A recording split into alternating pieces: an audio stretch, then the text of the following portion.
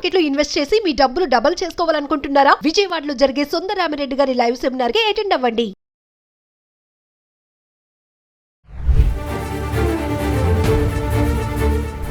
Sorry mummy, నా వల్ల నువ్వు డాడీ అందరూ చాలా అవమానాలు తీసుకోవాల్సి వస్తుంది. లవ్ మ్యారేజ్ చేసుకున్నాను కానీ ఇప్పుడు హ్యాపీగా లేకుండా పోయినా.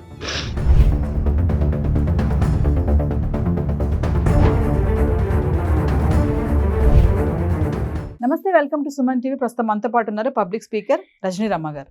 నమస్తే మ్యామ్. నమస్తే నవీన.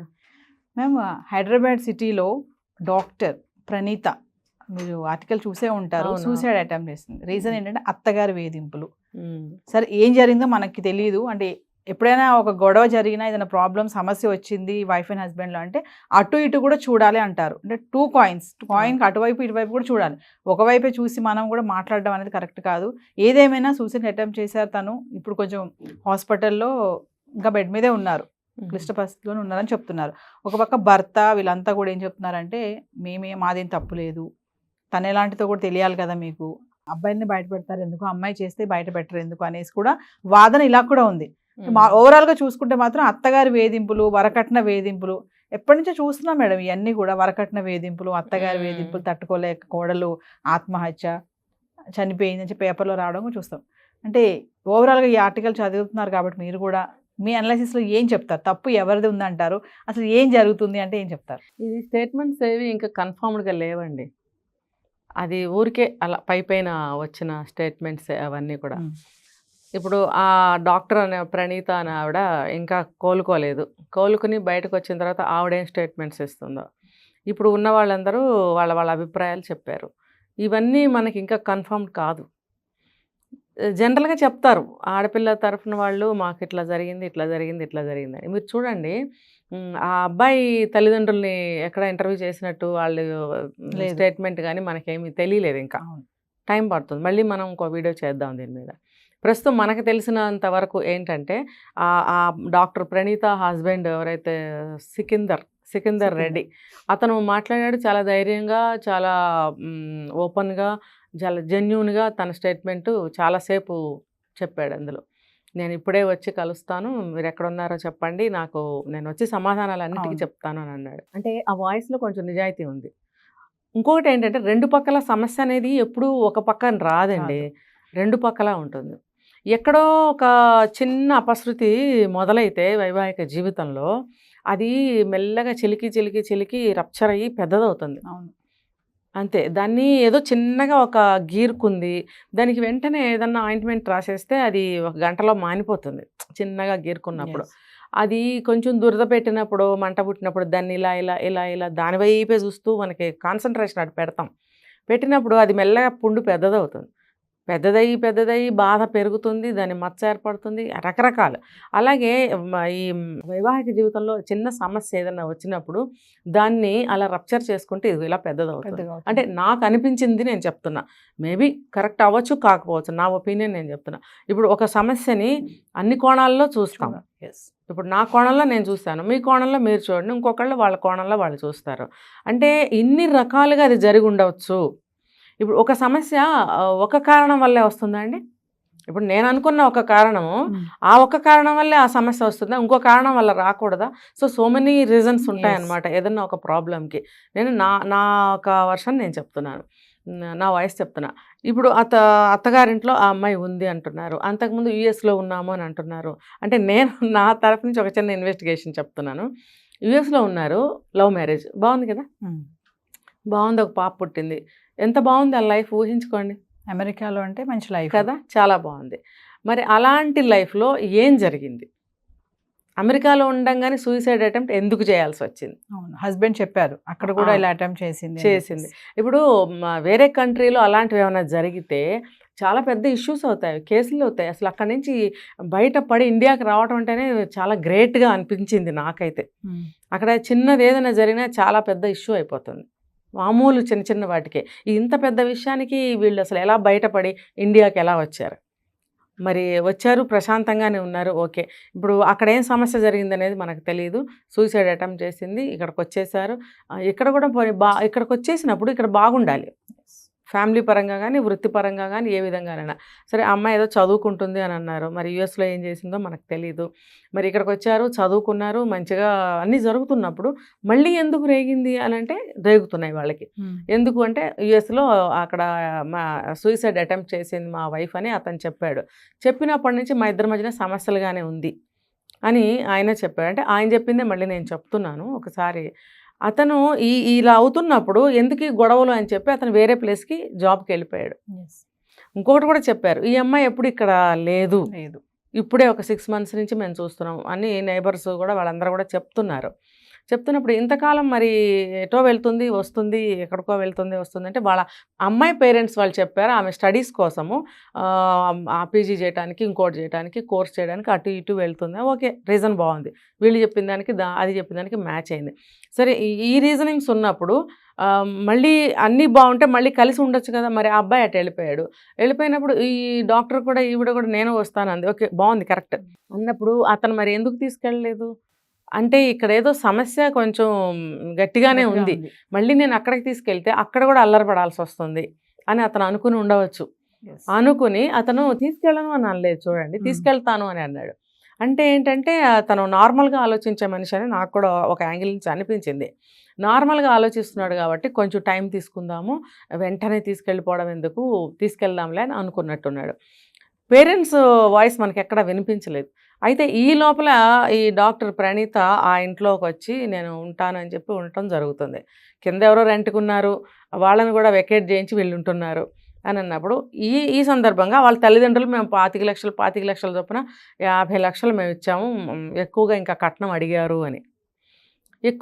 అడిగారు అని అన్నప్పుడు మన అనాలిసిస్ ప్రకారము ఒక డాక్టర్ అయినప్పుడు ఆమె ఆల్రెడీ చేస్తున్నారు జాబు. ఆ చేస్తున్నప్పుడు ఒక డాక్టర్ దగ్గర అంత కట్నం ఎలా డిమాండ్ చేయగలుగుతారు అంటే నార్మల్గా ఆలోచిస్తే క్రూయల్ మెంటాలిటీ వాళ్ళు ఉంటే కనుక ఆ డాక్టర్ అవని యాక్టర్ అవని ఇంకోటవని మాకు కావాలని అనేవాళ్ళు ఉన్నారు. కానీ వీళ్ళందరూ చెప్తున్న దాని ప్రకారం వాళ్ళు మంచి వాళ్ళనే చెప్తున్నారు కదా. చెప్తున్నప్పుడు వాళ్ళు ఇప్పుడు బంగారు బాతునే ఇంట్లో పెట్టుకున్నప్పుడు వీళ్ళు ఇంకా ఏమేమో అడుగుతారని నాకు అనిపించలేదు. ఏదైనా చిన్నగా ఏదైనా లోటుపాట్లు ఉంటే బయటపడటం అనేది సహజం. కొంతమంది వాళ్ళు పెరిగిన ఎన్విరాన్మెంట్ ప్రకారం అంత సంస్కారంగా ఉండలేకపోతారు. కానీ పబ్లిక్ చెప్తున్న దాని ప్రకారం వాళ్ళు సాఫ్ట్ క్యారెక్టర్ మనుషులే అని చెప్తున్నప్పుడు మనం ఎటు నుంచి అనుమానించాల్సి వస్తుంది. నాకేమనిపించింది అంటే ఆ అమ్మాయి చదువులకి కానీ ఆ అమ్మాయి ఏదైనా ప్రాక్టీస్కి కానీ డెవలప్మెంట్కి కానీ డబ్బు ఏమైనా ఇచ్చుంటారు అని ఉంటాడు అబ్బాయి. నా దగ్గర అంత డబ్బు లేదు, కావాలంటే మీ వాళ్ళని అడిగి తీసుకో అని ఉంటాడు. అని ఉంటే వాళ్ళు ఇచ్చుంటారని నేను అనుకుంటున్నాను. అది కరెక్ట్ అవ్వచ్చు కాకపోవచ్చు. అంతేగాని ఒక డాక్టర్ని పెళ్లి చేసుకుని అంత ఆస్తి పరులు ఇంకా ఇది పట్టరా అని ఎంత ఇదిగా అడుగుతారని నాకు అనిపించలేదు. మేబీ అడిగారేమో కానీ నాకు అనిపించలేదు. ఇవన్నీ ఇలా ఉంటే వాళ్ళు కూడా ఎక్కడ వాళ్ళ వాయిస్ వినిపించలేదు. నేను ఇది 3వ సారి మెన్షన్ చేయడం, వాళ్ళు ఎక్కడ వాయిస్ వినపడలేదు. ఒకే ఒక చోట మాత్రం నైబర్స్ ఎవరో గట్టిగా అడిగితే ఈ అమ్మాయి నా దగ్గర ఎందుకు ఉండాలి, అక్కడ కొడుకు దగ్గర కదా ఉండాలి. కరెక్టే, అత్తగారింట్లో ఎప్పుడు ఉండాలి? ఏదన్నా సమస్య వస్తే, సమస్య అంటే ఎటువంటి సమస్య, అక్కడ వాళ్ళ జీవనానికి ఏదైనా కుదరకపోతే, డబ్బు చాలకపోతేనో, పెద్దవాళ్ళ యొక్క హెల్ప్ కావాల్సి వస్తేనో, లైఫ్లో ఏమైనా డిస్టర్బెన్సెస్ వస్తే, కొంచెం పెద్దతనం అంటే పెద్దవాళ్ళగా సపోర్ట్ కావాలని వాళ్ళు కోరుకున్నట్టయితే అత్తగారింట్లో ఉండటం అనేది తప్పులేదు, ఉంచుకోవడం తప్పులేదు. కానీ మామూలుగా అయితే భార్య భర్త దగ్గరే ఉండాలి కదా అని ఆ అబ్బాయి తండ్రి మాట్లాడాడు. మీకు పాపని కూడా ఎందుకు మీరు కనికరం చూపించట్లేదు, ఆ పాపకి ఫుడ్ ఎందుకు పెట్టట్లేదు అని అంటే అసలు నేను పెట్టడం అంటే మామూలుగా అంటున్నాడు ఆయన. నేను పెట్టడం ఏంటి, వాళ్ళ అమ్మ నాన్న చూసుకోవాలి కదా, నేను చూసుకోవడం ఏంటి, మా పరిస్థితి ఏంటి అని అంటున్నాడు ఆయన. అంటే దాన్ని వాళ్ళు నెగటివ్గా మాట్లాడుతున్నారు. మీరు కనికరం లేదా, మీరు తాత కాదా అని అంటున్నారు. ఇప్పుడు వాళ్ళున్న ఏజ్లో కొడుకు కోడలు ఉన్న సమస్యల్లో ఇక్కడ వీళ్ళున్న ఈ వయసులో మాకు ఈ సమస్య ఎదుర్కొనటం అవసరమా అనే ఫ్రస్ట్రేషన్లో వాళ్ళు ఉన్నారు. ఉండి ఆయన కొంచెం గట్టిగా మాట్లాడటం అనేది జరిగింది. అంతేగాని మనవరాల మీద కోపం అని కాదు. ఇంకొకటి ఏంటంటే ఆమె ఇట్లా జబర్దస్త్గా వచ్చేసి ఇట్లా ఉండటం అనేది మాకు కూడా రేపొద్దున బ్యాడే కదా. ఇప్పుడు మీలాంటి వాళ్ళు అడుగుతారు మమ్మల్ని, మేమేం జవాబు చెప్పాలి? ఇంకా అందుకని ఆ అమ్మాయిని ఇంట్లోంచి పంపించడం శ్రేయస్కరం అనుకుని వెళ్ళు అని అన్నాము అనేది ఆయన వర్షన్ నాకు ఇండైరెక్ట్గా తెలిసింది.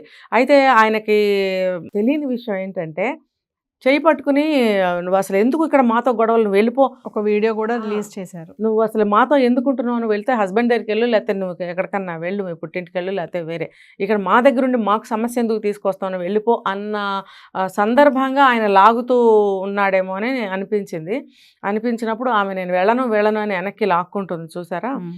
వీళ్ళ సమస్యను మేము ఎందుకు ఫేస్ చేయాలి, మా మీదకి ఏదన్నా వస్తుంది అన్న భయమే వాళ్ళలో కనిపించింది. ఆ పబ్లిక్ ఎవరో అడుగుతుంటే జవాబు కూడా ఆయన అదే ఫ్రస్ట్రేషన్లో చెప్పాడు చూడండి. కాబట్టి దీన్ని మనము చెడుగాను అనుకోలేము, ఇటు నిజంగా మంచి ఉందా అని కూడా అనుకోలేము. ఇంకొక మాట మేడం, అమ్మాయి మళ్ళీ అది కూడా చెప్తుంది కదా సెల్ఫీ వీడియోలో, ఆ మామ నన్ను తాకరాని చోట తాకారు అని కూడా చెప్తున్నారు. ఏమండి, ఎవరైనా నవీన గారు అదే పెడతారు. ఇప్పుడు ఏమి చేయకపోయినా నన్ను రేప్ చేయబోయాడు, నన్ను తాకరాని చోట్ల తాకాడు, ఇప్పుడు ఒక వంక కావాలి. ఇంకొకటి, ఇప్పుడు ఆ పెనుగులాట్లా చెయ్యి ఎక్కడైనా తగలచ్చు. అంటే ఆడపిల్లలు ఇలాంటి చెప్తే బయట సానుభూతి వస్తుంది కొంతమంది అనుకుంటారు. ఇప్పుడు ఇదే నేను చెప్తున్నా, వీళ్ళ అందరి స్టేట్మెంట్స్ మనకి ఇంకా ఏం దొరకలేదు, జస్ట్ జరిగిన దాన్ని బట్టే మనం మాట్లాడుకుంటున్నాం. కాబట్టి అది బై మిస్టేక్ చేతులు తగిలి ఉండొచ్చు, లేకపోతే అంటే నేను అసలు ఎవరిని ఎప్పుడు ఎక్కడ సమర్థించనండి. నేను తప్పు ఎందుకు జరిగింది, ఎలా జరిగింది అని మాత్రమే నేను చెప్తాను. మనం ఎవరో నిర్ణయించడానికి, కోర్టులు ఉన్నాయి, చట్టాలు ఉన్నాయి, ఆ పెద్ద మనుషులు వాళ్ళ కుటుంబాల వాళ్ళు ఉన్నారు, వాళ్ళు నిర్ణయించుకోవాలి. మనం ఏంటంటే ఎందుకు ఇలా చెప్తున్నాం అంటే, సమాజానికి మీరు మారండి, ఇటువంటి పరిస్థితులు వస్తాయి కాబట్టి మీరు ఏ జాగ్రత్తల్లో ఉండాలి. ఎందుకంటే నేను కూడా వన్ ఆఫ్ ద సిటిజన్ కదా. కాబట్టి ఒక సమాజంలో నివసిస్తున్న ఒక వ్యక్తిగా నేను కూడా ఇలాంటివి తెలుసుకుంటే నా జాగ్రత్తలు నేను తీసుకోగలుగుతాను నా లైఫ్కి. ప్రతి ఒక్కరికి ఇవి గుణపాఠాలు. అమ్మ అంటేనే అర్థాలు తీసే రోజులు వచ్చినాయి. నిజంగా ఈ సమాజం ఎంత చెడు దోవలో వెళ్తుందని అందరు జనాలు కొట్టుకుంటున్నారే, మనలాంటి వాళ్ళు అరుస్తున్నామే, ఇవన్నీ పక్కన పెడితే చిన్న మాటకి అంత పట్టింపులు తీస్తున్నారే. మళ్ళీ మీకు ఏది తప్పుగా అన్నప్పుడు మాటకి ఇన్ని అర్థాలు ఎందుకు తీస్తున్నారు? ఇది కూడా అలాగే సపోర్ట్గా ఉండొచ్చు కదా, స్పోర్టివ్గా ఉండొచ్చు కదా. అబ్బే ఇదే అదే. ఇంకోటి మేడం, ఇక్కడ కామన్ గా చూసేది ఏంటంటే, రీసెంట్ గా మనం బెంగళూరు టెక్కిది కూడా మనం మాట్లాడుకున్నాం. ఆయన కూడా ఇలాగే ఆడవాళ్ళకి న్యాయాలు ఉన్నాయి, ఆడవాళ్ళకి చట్టాలు ఉన్నాయి, ఒక ఆడవాళ్ళు వచ్చి ఒక కంప్లైంట్ చేస్తే అదే ఫైనల్ అనుకుంటారు. అసలు వెనక్కి వచ్చి ఇంకా మగవాళ్ళని అడిగేది లేదు, ఇంకా మా బాధ అర్థం చేసుకోరా, మా తప్పు ఎంత ఉంది అనేది కూడా చూడరు అనేది ఆ బెంగళూరు టెక్కి చెప్పిన మాటలు. ఇక్కడ కూడా ప్రణీత హస్బెండ్ అదే చెప్తున్నారు, మమ్మల్ని ఎంతగానో ఏడిపించారు అనేది మీకు అవసరం లేదా అండి, వాళ్ళు ఈ రోజు సూసైడ్ అటెంప్ట్ చేశారు కాబట్టి మా తప్పు అని అంటారా అంటున్నారు. అంటే అక్కడ ఇక్కడ కామన్ గా ఇది కనిపిస్తుంది. ఇంకోటి ఏంటంటే, ఇలాంటి ఇన్సిడెంట్ జరిగినప్పుడు ఆడపిల్ల తల్లిదండ్రులు వస్తారు కానీ ముందుకి, ఈ మగపిల్లల తల్లిదండ్రులు ఎక్కడ కనిపించరు. అంటే తప్పు చేశారని అనుకోవాలా, లేకపోతే భయపడి రావట్లేదు అనుకోవాలా? భయపడే, అమ్మ ఏం నోరిప్పితే ఏం నింద మా మీద పడిపోతుందో, ఇంకొంచెం ఇరుక్కుంటామేమోనని. ఇప్పుడు అమ్మాయిలు బాగా ఎడ్యుకేటెడ్స్ అవుతున్నారండి, అంత నాలెడ్జ్ పుణికిపుచ్చుకుంటున్నారు, ఏదైనా చేతుల మీద చేసేస్తున్నారు. ఆ సెల్ ఫోన్ ఒకటి ఉంటుంది కదా, అంత నాలెడ్జ్ అంతా అందులో గెయిన్ చేస్తున్నారు. ఇంకా మంచి చదువులు, మంచి ఇన్కమ్, సంపాదన, వీళ్ళకి అన్ని విధాల స్వాతంత్రం ఎక్కువైపోయి కాన్ఫిడెన్స్ లెవెల్స్ దాటిపోయినాయి, బియాండ్ అనమాట. వాళ్ళకి దాటిపోయి మగవాడి అవసరం మాకు ఎక్కడ, అసలు దేనికి అనే స్థితికి వచ్చేసారు. ఇంకా జెండర్ ప్రకారం అట్రాక్ట్ అయ్యి లవ్ అని అవసరము కాబట్టి పెళ్లి చేసుకుంటున్నారు. ఆ కొద్ది రోజులు అయిన తర్వాత అది కూడా వాళ్ళకి నచ్చక వేరే చూసుకుంటున్నారు. ఇండివిజువాలిటీ కోరుకుంటున్నారు అంతే కదా. నాకు మగాళ్ళ అవసరం ఎక్కడా లేదు, నువ్వేమన్నా కుయిక్కే అన్నావంటే నీ అంత చూస్తా అన్న లెవెల్లో తయారయ్యారు. దీనివల్ల అబ్బాయిలు ఎట్లా సఫర్ అవుతున్నారు. ఇప్పుడు సృష్టి ధర్మాన్ని అర్థం చేసుకోవాలి. ఇప్పుడు ఒక ఆడ మగ ఉన్నప్పుడే సృష్టి లైఫ్ సైకిల్ అనేది ముందుకెళ్తుంది. ఇది మనం పెట్టింది కదా, భగవంతుడు పెట్టింది సృష్టి. పెట్టినప్పుడు ఇది ఉల్లంఘించడానికి కానీ అధిగమించడానికి కానీ మనం ఎవరం అసలు? దాన్ని గౌరవించకపోవడమే ఇదంతా కారణం. ఒక స్త్రీని స్త్రీలాగా చూడకపోవడం తప్పు, పురుషుడిని పురుషుల్లాగా చూడకపోవడం తప్పు, రెండూ తప్పులే. స్త్రీని తీవ్రంగా అవమానించడము, కొట్టడము, బాధించడము, చంపేయడము ఇవన్నీ చేస్తున్నప్పుడు ఆడవాళ్ళల్లో కూడా ఈ రివెంజ్ అనేది వస్తుంది, సమానత్వం అనేది వస్తుంది. ఇది మీరు తప్పు చేయకండి, మీరు తప్పు చేయకండి. నీ అవసరం వాళ్ళకుంది, వాళ్ళ అవసరం వీళ్ళకుంది. లేనప్పుడు చట్టాలు ఆడవాళ్ళకే చేశారు. చేసినప్పుడు ఈ అబ్బాయిలు నిజంగా మంచివాళ్ళు ఉన్నప్పుడు, నిజాయితీగా ఉన్నప్పుడు వాళ్ళు ఎంతమంది బలైపోతున్నారు. ఇప్పుడు మన చట్టం ఏం చెప్తుంది, ఒక నిజాయితీ పరుడికి శిక్ష పడకూడదు అని కదా. మరి నిజాయితీ పరులు చనిపోతున్నారు కదా. దీనికి కారణం ఎవరు? ఇలాంటి పర్టికులర్ కేసుల్లో అమ్మాయిలే కారణం అవుతున్నారుగా. వాళ్ళు నోటు రాసి సెల్ఫీలు తీసుకుని చనిపోతున్నారుగా. మరి దీనికి అమ్మాయిలందరూ ఏం సమాధానం చెప్తారు? ఏదేమైనా ఆమె బయటకు వస్తే ఏం చెప్తుందో చూడాలి. దాన్ని బట్టి మరి అవును. వీళ్ళకి ఎట్లాంటి శిక్షలు వేస్తారు. తప్పు జరిగిందంటే మాత్రం మీరు అన్నట్టుగా అటు ఇటు చూడాలి. ఒకవైపే మనం మాట్లాడకూడదు. ఒకవైపు వాదన వినేసి ఫస్ట్ ఏంటంటే అమ్మాయికి ఏదైనా కష్టం వచ్చినా, బాధ వచ్చినా, ఇలాంటి ఏదైనా జరిగాయి అనగానే అమ్మో ఆడపిల్ల అనే ఒక సానుభూతి ముందైతే క్రియేట్ అయిపోతుంది. అసలు అబ్బాయి ఏం చేశాడు, ఏం జరిగింది అనేది మాత్రం ఎవరు చూడరు. చూడాలి మరి తను బయటకు వచ్చి ఏం స్టేట్మెంట్ ఇస్తుందో. అవును. దాన్ని ఇదే బట్టి- సమయంలో అమ్మాయిలకు కూడా అన్యాయాలు జరుగుతున్నాయండి. నేను అందుకే చెప్పాను, అబ్బాయిలు అలాంటి పనులు చేయకూడదు, అమ్మాయిలు అలాంటి పనులు చేయకూడదు. అమ్మాయిలకి అబ్బాయిలు గౌరవం ఇవ్వాలి, అబ్బాయిలకి అమ్మాయిలు గౌరవం ఇవ్వాలి. ఎవరైనానండి, Yes. మీరు నాకు రెస్పెక్ట్ ఇవ్వాలి, నేను మీకు రెస్పెక్ట్ ఇవ్వాలి. ఎంతసేపు నేనే ఇచ్చుకుంటూ పోతే నాకు రెస్పెక్ట్ లేనప్పుడు నేను మళ్ళీ రెస్పెక్ట్ ఇవ్వాలనిపిస్తుందా? ఏ రెండు మనుషుల మధ్యనైనా సరే గివ్ అండ్ టేక్ రెస్పెక్ట్ ఉండాల్సిందే. Yes. అది ఉంటేనే ఆ మర్యాద అనే ఒక సన్నని పొర ఉంటేనే విలువలు నిలబడతాయి, కాపాడబడతాయి. ఎవరి విలువ వాళ్ళు కాపాడుకోవాలి. ఇలా జరిగితే అమ్మాయిలకి చెడ్డ పేరు వచ్చిందిగా ఆల్రెడీ. Yes. మరి అలా చేయటం వల్ల ఎప్పటి నుంచో మగవాళ్ళకి చెడ్డ పేరు ఉందిగా. ఇప్పుడు ఈ మగాళ్ళు కానీ ఈ ఆడవాళ్ళు కానీ చెడు ప్రవృత్తిని, చెడు ఆలోచన ధోరణిని తగ్గించుకోవడానికి ఎందుకు ప్రయత్నించరు? మానుకోవాలి.